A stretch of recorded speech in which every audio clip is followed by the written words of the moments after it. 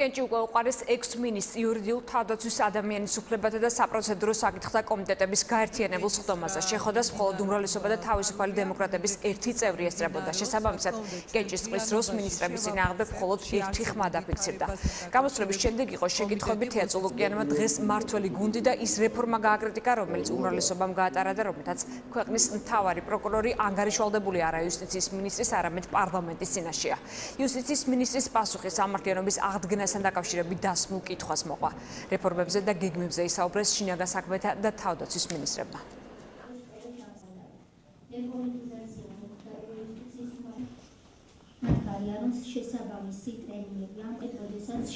მე როგორც საქართველოს თავდაცვის მინისტრი ყველას ვაძლევ პირობას და მინდა ყველამ ძალიან კარგად გაიგოს სრული კატეგორიულობით არ აქვს არავითარი მნიშვნელობა ეს იქნებიან ჟურნალისტები, ექსპერტები, პოლიტიკოსები, ყოფილი მთავარსარდალი არავითარი მნიშვნელობა არ აქვს ყველას გავცემთ საკადრის პასუხს თავდაცვის სამინისტროც და მე პირადად როგორც თავდაცვის მინისტრი თუ კი მსგავსი ბინძური კამპანიები იქნება ქართული ჯარის და ჯარისკაცების წინააღმდეგ 59 მუხლში შეიტანეთ თქვენ ცვლილება სადაც დაწერეთ რომ საპარლამენტო კონტროლი პროკურატურაზე ხორციელდება მთავარი პროკურორის პარლამენტში დაბარებით.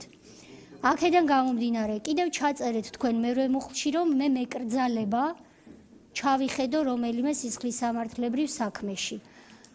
ამას შეგახსენებთ იმიტომ რომ დღეს ნუ წარმოაჩენთ საზოგადოების წინაშე სიტუაციას ისე თითქოს სამართლიანობის აღდგენა ჩემს ხელშია და მე არ ვაკეთებ.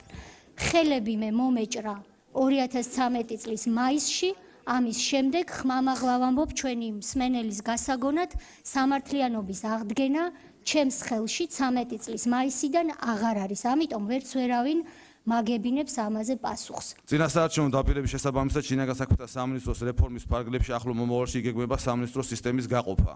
ცალკე უწყებად დარჩება შინაგან საქმეთა სამინისტრო და შეიქმნება სახელმწიფო უსაფრთხოების სამსახური, საკუთარი ამოცანებითა და სტრუქტურით. პროგრამები, რომლებიც ყოველდღიურად ინერგება სისტემაში, მაძლევს რწმენას, რომ სასჯელ აღსრულებისა და პრობაციის სამინისტრო არის ძლიერი უწყება, რომელიც ახლო მომავალში უფრო მეტ წარმატებას მიაღწევს.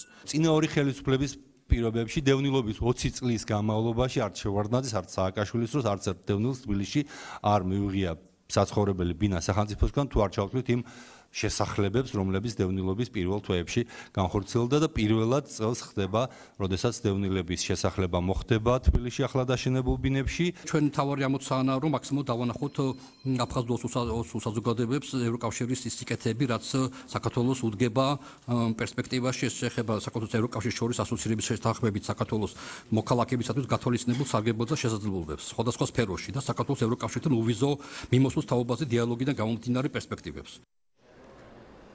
ევროსაბჭოს საპარლამენტო ასამბლეის პრეზიდენტის ვიზიტი საქართველოში გრძელდება. ამ წუთებში ან ბრასორი ხურვალეთში იმყოფება და საოკუპაციო საზღვრის მიმდებარე ტერიტორიაზე მცხოვრებ ოჯახებთან შეხვედრას მართავს.